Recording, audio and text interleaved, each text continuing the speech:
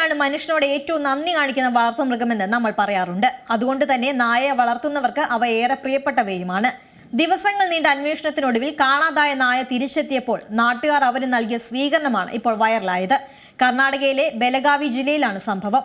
ദക്ഷിണ മഹാരാഷ്ട്രയിലെ തീർത്ഥാടന നഗരമായ പന്തർപൂരിൽ എത്തിയപ്പോഴാണ് മഹാരാജ് എന്ന വിളിപ്പേരുള്ള നായയെ ഉടമയ്ക്ക് നഷ്ടമായത്. എന്നാൽ അതിശയമെന്ന് പറയട്ടെ, 250 കിലോമീറ്ററോളം ദൂരം തനിയെ നടന്ന് നായ വീട്ടിൽ തിരിച്ചെത്തി.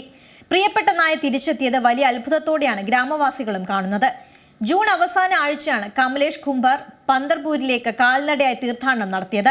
മഹാരാജ് എന്ന വിളിപ്പേരുള്ള നായയും അദ്ദേഹത്തോടൊപ്പം പിന്തുടർന്നു. എല്ലാ വർഷവും താൻ അവിടേക്ക് തീർത്ഥയാത്ര നടത്താറുണ്ടെന്നും ഇത്തവണ നായയും തന്നെ പിന്തുടർന്നായി കമലേഷ് പറയുന്നു. ആളുകൾ ഭജൻ പാടി പോകുമ്പോൾ നായ അവരെ പിന്തുടരുകയായിരുന്നെന്ന് കമലേഷ് പറഞ്ഞു. ക്ഷേത്ര ദർശനത്തിന് പിന്നാലെ നായയെ കാണാതായെന്നും അന്വേഷിച്ചപ്പോൾ ഭജൻ സംഘത്തിനൊപ്പം പോയെന്നും അവിടെയുള്ളവർ പറഞ്ഞു. എന്നാൽ അവിടെയെല്ലാം അവനെ അന്വേഷിച്ചെങ്കിലും കണ്ടെത്തിയില്ല. ജൂലൈ 14-ന് കമലേഷ് നാട്ടിലേക്ക് മടങ്ങി. പിറ്റേ ദിവസം വാതിൽ തുറന്നപ്പോൾ വീട്ടുകാരെ പോലും ഞെട്ടിച്ചുകൊണ്ട് മഹാരാജ് എത്തി. വാലാട്ടി വീടിന് മുന്നിൽ സന്തോഷത്തോടെ നിൽക്കുന്നതാണ് പിന്നെ ആ നാട്ടുകാർ കണ്ടത്.